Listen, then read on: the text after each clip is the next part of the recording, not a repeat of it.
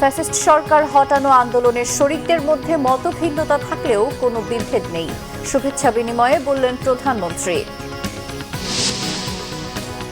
জুলাই চেতনার নামে ক্ষমতায় এসে জনবিরোধী অবস্থান নিয়েছে সরকার, দুর্বল করছে বিপ্লবের ধারা, অভিযোগ নাহিদ ইসলাম ও মামুনুল হকের। এবং শেখ হাসিনার পর আসাদুজ্জামান কামালকে ফেরত দিতে দিল্লিকে ঢাকার চিঠি, সঙ্গে দেওয়া হয়েছে মৃত্যুদণ্ডের রায়ের কপিও, জানিয়েছেন পররাষ্ট্র প্রতিমন্ত্রী। দেখছিলেন সংবাদ শিরোনাম, এবারে বিস্তারিত। প্রধানমন্ত্রী ও বিএনপি চেয়ারম্যান তারেক রহমান বলেছেন, ফ্যাসিস্ট সরকার পতনের যুগপৎ আন্দোলনের শরিক দলগুলোর মধ্যে মতভিন্নতা থাকতে পারে, তবে কোনো বিভেদ নেই। ৩১ দফা ও জুলাই সনদের আলোকে সবাই মিলে দেশকে এগিয়ে নেওয়া হবে বলে জানান প্রধানমন্ত্রী। সোমবার সন্ধ্যায় রাষ্ট্রীয় অতিথি ভবন যমুনায় যুগপৎ আন্দোলনের শরিক দলগুলোর নেতাদের সম্মানে আয়োজিত শুভেচ্ছা বিনিময় অনুষ্ঠানে সংক্ষিপ্ত বক্তব্যে কথা বলেন তিনি। দেশের মানুষের আস্থা ধরে রাখতে সবাইকে ঐক্যবদ্ধ থাকার আহ্বান জানিয়ে প্রধানমন্ত্রী বলেন, জনগণ প্রত্যাশা নিয়ে তাদেরকে দায়িত্ব দিয়েছে। সেজন্য আসুন আমরা সকলে মিলে চেষ্টা করি জনগণের প্রত্যাশাটাকে আগে আমরা অ্যাড্রেস করি। আমরা তো আছি, আমরা ছিলাম একসাথে, আমরা আছি একসাথে, ইনশাআল্লাহ আমরা থাকবো একসাথে। কাজে আমাদের মধ্যে আমি মনে করি না ডিফারেন্স অফ ওপিনিয়ন হতে পারে, কিন্তু ভুল বুঝাবুঝির কোনো কারণ আমাদের মধ্যে আছে বলে আমি মনে করি না। কারণ আমাদের ৩১ দফার মাধ্যমে আমরা একটি জিনিস একত্রিত হয়েছি, এক জায়গায় একত্রিত হয়েছি যে ইয়েস, আমাদের উদ্দেশ্য এবং লক্ষ্য এক। যেহেতু আমাদের উদ্দেশ্য এবং লক্ষ্য এক, কাজে আমাদের মধ্যে ভুল বোঝাবুঝির হতে পারে না। হয়তো ৩১ দফার একটি দফা কিভাবে বাস্তবায়ন করবো এই ব্যাপারে আপনার একটা মত থাকতে পারে, আমার একটি মত থাকতে পারে, এখানেই হয়তো কিছুটা ভিন্নতা থাকতে পারে, কিন্তু আমাদের মধ্যে কোনো বিভেদ নেই। কাজে আমাদের মধ্যে যদি কোনো বিভেদ না থাকে, আমরা নিশ্চয়ই আমাদের ৩১ দফার আলোকেই হোক এবং একই সাথে জুলাই সনদের আলোকেও আমরা ইনশাল্লাহ দেশকে সামনের দিকে এগিয়ে নিয়ে যাব। আমাদের কৃষক কার্ড বলুন, আমাদের ফ্যামিলি কার্ড বলুন, আমাদের হেলথের ব্যাপারে বলুন, আমাদের শিক্ষার ব্যাপারে বলুন, প্রবাসীদের ব্যাপারে বলুন, প্রত্যেকটি কাজ আমরা স্টেপ বাই স্টেপ করে যাচ্ছি। তবে এখনো বিভিন্ন জায়গায় আমরা আমাদের কাঙ্ক্ষিত স্পিডে কিন্তু আমাদের কাজগুলো শুরু করতে পারছি না। আমরা শুরু করেছি, কাজগুলো আস্তে আস্তে রোল করছে কাজগুলো আমাদের, কিন্তু আমরা কাঙ্ক্ষিত স্পিড যেটি আমাদের হওয়া উচিত ছিল সেটি পারছি না। কেন? সেই সুপ্ত গুপ্ত বলুন আর স্বৈরাচার বলুন, এদের অনেক লোকজন এখনো প্রশ্ন এবং বিভিন্ন জায়গায় তারা বাধাগ্রস্ত করছে। এখানে আছে পরিকল্পনা মন্ত্রী, ওনাকে জিজ্ঞেস করুন, এখানে অর্থমন্ত্রী আছেন, জিজ্ঞেস করুন, অন্যান্য মন্ত্রী পরিষদের সদস্যবৃন্দ আছেন, ওনারাও বিষয়টি অনুভব করতে পারছেন। কাজে এরা বিভিন্ন ভাবে সমস্যা তৈরির চেষ্টা করছে, কিন্তু আমাদের সবচেয়ে বড় শক্তি হচ্ছে এই দেশের জনগণ। বিএনপি মহাসচিব ও এলজিআরডি মন্ত্রী মির্জা ফখরুল ইসলাম আলমগীর জানিয়েছেন, স্বাক্ষরিত জুলাই সনদ অক্ষরে অক্ষরে পালন করা হবে। ভেঙে পড়া প্রতিষ্ঠান গড়ে তোলার জন্য প্রধানমন্ত্রী কাজ করছেন, বাস্তবায়িত হবে ৩১ দফাও। রাতে যুগপৎ আন্দোলনের শরিক দলগুলোর নেতাদের সাথে প্রধানমন্ত্রীর শুভেচ্ছা ও মতবিনিময় শেষে সব কথা জানান মির্জা ফখরুল ইসলাম আলমগীর। রিপোর্ট করছেন সিকান্দার রেমান। যুগপৎ আন্দোলন সংগ্রামের শরিক দল ও জোটের শীর্ষ নেতাদের সাথে সাক্ষাৎ ও শুভেচ্ছা বিনিময় করেছেন প্রধানমন্ত্রী ও বিএনপি চেয়ারম্যান তারেক রহমান। রাষ্ট্রীয় অতিথি ভবন যমুনায় তাদের মধ্যে এই সাক্ষাৎ ও শুভেচ্ছা বিনিময় হয়। সংসদে প্রতিনিধিত্বকারী বিরোধী দলগুলোর বাইরে বিএনপির সঙ্গে যুগপৎ আন্দোলনে অংশ নেয়া বিভিন্ন রাজনৈতিক দলের শীর্ষ নেতারা এ মতবিনিময়ে আমন্ত্রিত ছিলেন। পরে বিএনপি মহাসচিব মির্জা ফখরুল ইসলাম আলমগীর বলেন, একটা ধ্বংসস্তূপের মধ্য থেকে আবারও দেশ গড়ে তোলার জন্য প্রধানমন্ত্রী কাজ শুরু করেছেন। সে কথাগুলো যুগপৎ আন্দোলনের শরিক নেতাদের বলেছেন প্রধানমন্ত্রী নিজেই। চলমান যে রাজনৈতিক আন্দোলন ফ্যাসিবাদের বিরুদ্ধে, আপনার উগ্রবাদের বিরুদ্ধে এবং একই সঙ্গে স্বৈরাচারের বিরুদ্ধে, সেই আন্দোলনেরকে আরো বেগবান করবে, আরো শক্তিশালী করবে বলে আমরা বিশ্বাস করি। জনগণকে দেয়া বিএনপির সব প্রতিশ্রুতি পালন করা হচ্ছে বলেও জানান দলের মহাসচিব। তিনি এটাও বলেছেন, আবারও জোর দিয়েই বলেছেন যে জুলাই সনদ যেটা আমরা সমস্ত রাজনৈতিক দলগুলো স্বাক্ষর করেছি, সেই জুলাই সনদ যারা, আমি আবার রিপিট করছি, যেগুলো আমরা স্বাক্ষর করেছি সেটার অক্ষরে অক্ষরে পালন করা হবে। সিকান্দার রেমান, বাংলা ভিশন, ঢাকা। ছাত্র জনতার অভ্যুত্থানে ২৪-এর এই দিনে দেশব্যাপী কারফিউ জারি ছিল, বন্ধ করে রাখা হয়েছিল ইন্টারনেট সেবা। যৌক্তিক আন্দোলনে প্রশাসনের বল প্রয়োগ, দমন পীড়নের ফলে শিক্ষার্থীদের পাশাপাশি সব শ্রেণী পেশার মানুষের ক্ষোভের পারদ বাড়তে থাকে দিন দিন। প্রায় অবরুদ্ধ ২১ জুলাইয়ের ঘটনা প্রবাহ নিয়ে মোবাশ্বের আহমেদের রিপোর্ট। চলমান আন্দোলনের মধ্যেই ২১ জুলাই কোটা নিয়ে হাইকোর্টের দেয়া পূর্বের রায় বাতিল করে নতুন প্রজ্ঞাপন অনুমোদন করা হয়। কোটা পদ্ধতি বাতিলের আদেশটাকে ওনারা অবৈধ ঘোষণা করেছিলেন, সেই রায়টি হাইকোর্টের বাতিল ঘোষণা করেছেন আজকে। এই রায় শিক্ষার্থীদের দাবির প্রতিফলন ঘটিয়েছে বলে দাবি করেন তৎকালীন আইনমন্ত্রী আনিসুল হক। কিছু দাবি কিন্তু ইমপ্লিমেন্টেড, কিছু দাবি ইমপ্লিমেন্টেবল কিনা সেটা বিবেচনা করা হবে। কিন্তু ততক্ষণে আন্দোলন আর কোটায় থাকেনি। দেশের বিভিন্ন জায়গায় বিক্ষোভকারীদের সাথে আইন শৃঙ্খলা বাহিনীর সংঘর্ষ ও নিহতের সংখ্যার নিচে চাপা পড়ে যায় কোটা সংস্কার। এদিন তৎকালীন প্রধানমন্ত্রী শেখ হাসিনা তার সরকারি বাসভবনে সংশ্লিষ্টদের সাথে বৈঠক করে পরিস্থিতি নিয়ে নির্দেশনা দেন। বৈঠকে প্রধানমন্ত্রীর নিরাপত্তা উপদেষ্টা সহ বিভিন্ন বাহিনীর স্টাফ অফিসাররা উপস্থিত ছিলেন। দেশে ইন্টারনেট সেবা বন্ধ রাখা হয়। শিক্ষার্থীদের আন্দোলন দমাতে সেনাবাহিনী নামানোর পাশাপাশি কারফিউ চলমান রাখে তৎকালীন সরকার। এতে প্রধান সড়কগুলোতে শিক্ষার্থীদের উপস্থিতি কমে গেলেও ক্ষোভের আগুন ছড়িয়ে পড়ে রাজধানীর অলিগলিতে। কোটা সংস্কার আন্দোলন ঘিরে উদ্ভূত পরিস্থিতি সম্পর্কে ঢাকায় নিয়োজিত বিদেশি কূটনৈতিকদের অবহিত করে সরকার। তৎকালীন পররাষ্ট্রমন্ত্রী হাসান মাহমুদ রাষ্ট্রীয় অতিথি ভবন যমুনায় বিদেশি কূটনৈতিকদের এ ব্রিফ করেন। মোবাশ্বের আহমেদ, বাংলা ভিশন, ঢাকা। সংবিধান সংশোধন কমিটির নামে সরকার ও স্বরাষ্ট্রমন্ত্রী প্রহসন করছেন এমন অভিযোগ করেছেন সংসদে বিরোধী দলীয় চিফ হুইপ এনসিপি আহ্বায়ক নাহিদ ইসলাম। প্রহসন থেকে সরে এসে দ্রুত গণরায় বাস্তবায়নের দাবি জানান তিনি। সোমবার রাজধানীর বিএমএ ভবন মিলনায়তনে আয়োজিত জুলাইয়ের রক্তাক্ত জুব্বা অনুষ্ঠানে তিনি এসব কথা বলেন।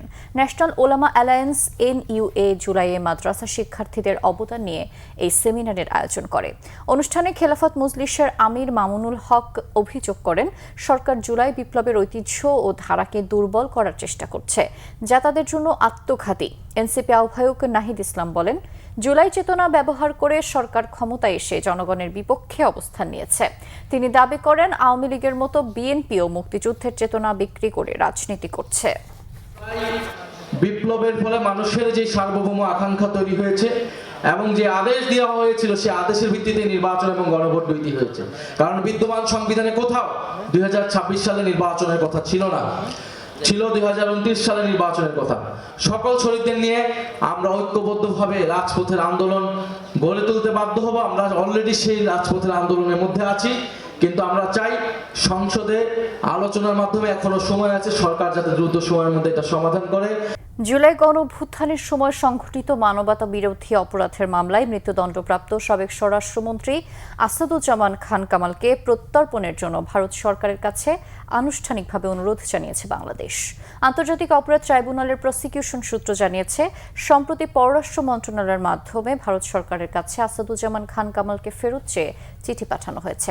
একই সঙ্গে তার বিরুদ্ধে আন্তর্জাতিক অপরাধ ট্রাইব্যুনালের দেওয়া মৃত্যুদণ্ডের রায়ের কপিও ভারত সরকারের কাছে পাঠানো হয়েছে। জুলাই আগস্ট গণঅভ্যুত্থানের সময় সংঘটিত মানবতা বিরোধী অপরাধের অভিযোগে দায়ের করা মামলায় সাবেক প্রধানমন্ত্রী শেখ হাসিনা, সাবেক স্বরাষ্ট্রমন্ত্রী আসাদুজ্জামান খান কামাল এবং তৎকালীন পুলিশের মহাপরিদর্শক চৌধুরী আব্দুল্লাহ আল মামুনকে আসামি করা হয়। দীর্ঘ বিচারিক প্রক্রিয়া শেষে 2025 সালের 17 নভেম্বর আন্তর্জাতিক অপরাধ ট্রাইব্যুনাল এক রায় ঘোষণা করেন। ট্রাইব্যুনালের শেখ হাসিনা ও আসাদুজ্জামান খান কামালকে মানবতা বিরোধী অপরাধে দোষী সাব্যস্ত করে মৃত্যুদণ্ড দেন। জুলাই মানবতা বিরোধী অপরাধের দায়ে বিচারের মুখোমুখি হতে হবে সাবেক প্রধানমন্ত্রী শেখ হাসিনা ও সাবেক স্বরাষ্ট্রমন্ত্রী আসাদুজ্জামান খান কামালকে। ভারত সরকারের কাছে ফেরত চেয়ে আনুষ্ঠানিক অনুরোধও জানানো হয়েছে বলে জানিয়েছেন পররাষ্ট্র প্রতিমন্ত্রী শামা ওবায়দ। রাজধানীর BIISS মিলনায়তনে সেমিনার শেষে সাংবাদিকদের প্রশ্নে কথা বলেন পররাষ্ট্র প্রতিমন্ত্রী। তিনি আরও বলেন, পররাষ্ট্র মন্ত্রণালয়ের মাধ্যমে ভারতকে পাঠানো আন্তর্জাতিক অপরাধ ট্রাইব্যুনালের দেওয়া চিঠির সঙ্গে রয়েছে মৃত্যুদণ্ডের রায়ের কপিও। কূটনৈতিক রীতি, প্রোটোকল এবং প্রত্যর্পণ চুক্তি অনুযায়ী শেখ হাসিনা সহ অন্য পলাতক আসামিদের ক্ষেত্রেও একই প্রক্রিয়ায় বিচারের আওতায় আনা হবে বলে জানান প্রতিমন্ত্রী। ভারত ইতিবাচক সাড়া দেবে এবং দুই দেশের বিদ্যমান দ্বিপাক্ষিক সম্পর্কের প্রতি সম্মান দেখিয়ে প্রয়োজনীয় সহযোগিতা করবে বলেও আশা করেন পররাষ্ট্র প্রতিমন্ত্রী।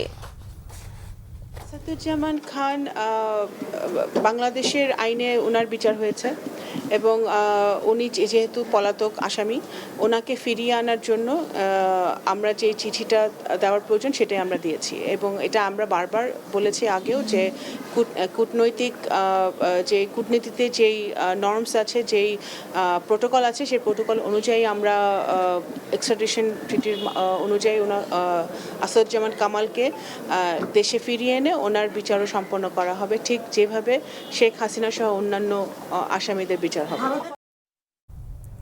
স্বরাষ্ট্রমন্ত্রী সালাউদ্দিন আহমদ বলেছেন, শহীদ রাষ্ট্রপতি জিয়াউর রহমান হত্যা মামলার গ্রেফতার সাবেক সেনা কর্মকর্তা মুজাফফরের বিচার হবে সেনা আইনে। সোমবার বিজিবি সদর দপ্তর পরিদর্শন শেষে কথা বলেন মন্ত্রী। তিনি বলেন, দীর্ঘদিন পাশের দেশে পলাতক থাকা মুজাফফরকে জেনারেল কোর্ট মার্শালের মাধ্যমে সেনা আইনে বিচার করা হবে। তার অন্যান্য সহযোগীদেরও সামরিক আদালতে বিচার রয়েছে। একই সঙ্গে সিভিল আইনে আলাদা মামলা করার আইনগত যৌক্তিকতাও পর্যালোচনা করা হবে বলে ইঙ্গিত দেন তিনি। এদিকে মিয়ানমারে চলমান সংঘাতের কারণে সীমান্ত পরিস্থিতিকে অত্যন্ত স্পর্শকাতর উল্লেখ করে স্বরাষ্ট্রমন্ত্রী বলেন, সীমান্তে ল্যান্ডমাইন শনাক্তে বিজিবিকে বিশেষ যন্ত্রপাতি দেওয়া হয়েছে। বাংলাদেশ কোনোভাবেই যুদ্ধের প্রভাবের মধ্যে পড়তে চায় না। সীমান্তে কাঁটাতারের বেড়া নির্মাণের বিষয়ে এখনও নীতিগত সিদ্ধান্ত না হলেও নিরাপত্তা জোরদারে সব ধরনের প্রস্তুতি নেওয়া হচ্ছে। এছাড়া ভারত থেকে কাউকে জোরপূর্বক পুশিং করতে দেওয়া হয়নি বলেও জানান তিনি। উত্তরার মাইলস্টোন স্কুল অ্যান্ড কলেজে যুদ্ধবিমান বিধ্বস্তের 1 বছর আজ। গত বছরের এই দিনে বাংলাদেশ বিমান বাহিনীর প্রশিক্ষণ বিমানটি আছড়ে পড়ে মাইলস্টোন ক্যাম্পাসে। এই দুর্ঘটনায় নিহত হন 36 জন, আহত হন শতাধিক মানুষ। মৃত্যুর মুখ থেকে ফিরে আসা শিক্ষক, সহপাঠী ও স্বজনদের কাছে দিনটি আজও বিভীষিকাময়। শরীরের ক্ষত শুকালেও মনের ভিতরের সেই ভয় আর শূন্যতা আজও নাড়া দেয় শিক্ষার্থীদের। মাইলস্টোন ক্যাম্পাস ঘুরে আরও জানাচ্ছেন ফজলে রাব্বি। ক্যামেরায় ছিলেন জামাল উদ্দিন। 21 জুলাই 2025 উড্ডয়নের মাত্র 12 মিনিট পর বাংলাদেশ বিমান বাহিনীর F-7 বিজিআই প্রশিক্ষণ বিমানটি আছড়ে পড়ে মাইলস্টোন স্কুল অ্যান্ড কলেজের একটি ভবনের ওপর। মুহূর্তেই ধ্বংসস্তূপে পরিণত হয় ভবনটি। আগুনের লেলিহান শিখায় প্রাণ হারায় বহু শিক্ষার্থী, আহত হয় শতাধিকের বেশি।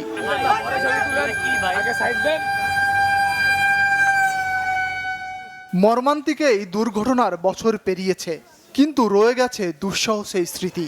হৃদয়ের রক্তক্ষরণ থামলেও শিক্ষক, অভিভাবক ও শিক্ষার্থীদের মনে এখনো দগদগে বিষাদের সেই ক্ষণ। মর্মান্তিক এই দুর্ঘটনার স্মৃতিচারণ করতে গিয়ে তাই কান্নায় ভেঙে পড়লেন এই স্কুল শিক্ষক। জানান, আগুনে ঝলসে যাওয়া বহু শিশুর শেষ আকুতি।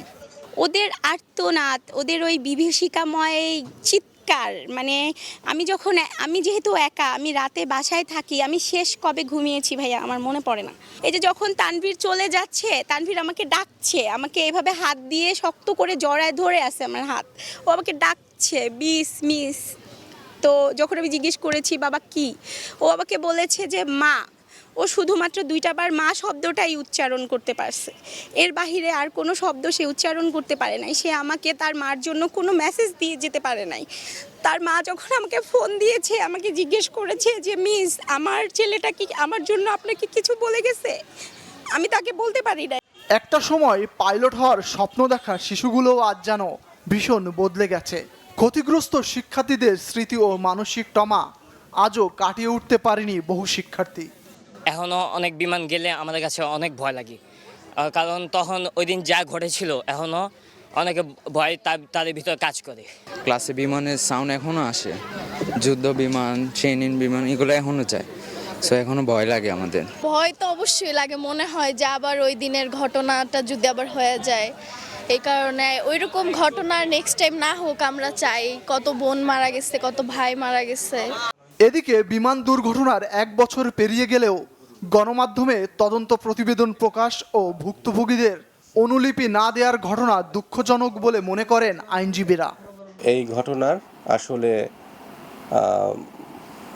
প্রকৃত কারণটি কী ছিল, হ্যাঁ, এর জন্য দায়ী ব্যক্তি কারা, হ্যাঁ, এর জন্য যে তদন্তটি হয়েছে বা এখনও চলমান আছে যেটি, হ্যাঁ, দুটির কোনোটিরই প্রতিবেদন গণমাধ্যমে তো আসেইনি, হ্যাঁ, এবং ভুক্তভোগী পরিবারগুলো এই সম্পর্কে কিছু জানে না। হ্যাঁ, তো এর ফলে তাদের মধ্যে একটা চরম হতাশা এবং নৈরাশ্য বিরাজ করছে যে তারা আসলেই এই প্রতিবেদন পাবেন কিনা বা ন্যায় বিচার পাবেন কিনা বা কোনো ধরনের ক্ষতিপূরণ আসলে তারা পাবেন কিনা।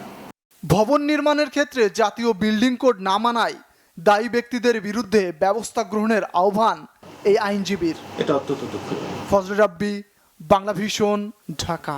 একটা বছর হতে যাচ্ছে 21 তারিখ। মানুষের কাছে আইনি সেবারও সুপ্রতিষ্ঠিত করতে আইনজীবীদের কেস স্টাডির ওপর জোর বাড়ানোর পাশাপাশি অতিরিক্ত মামলা নেওয়ার প্রবণতা থেকে বেরিয়ে আসার আহ্বান জানিয়েছেন প্রধান বিচারপতি জোবায়ের রহমান চৌধুরী। সোমবার বাংলাদেশ সুপ্রিম কোর্ট আইনজীবী সমিতির আয়োজনে বয়োজ্যেষ্ঠ আইনজীবী ব্যারিস্টার জমির উদ্দিন সরকারের বর্ণাঢ্য কর্মময় জীবনের স্মৃতিচারণ ও দোয়া মাহফিল অনুষ্ঠানে তিনি এই আহ্বান জানান।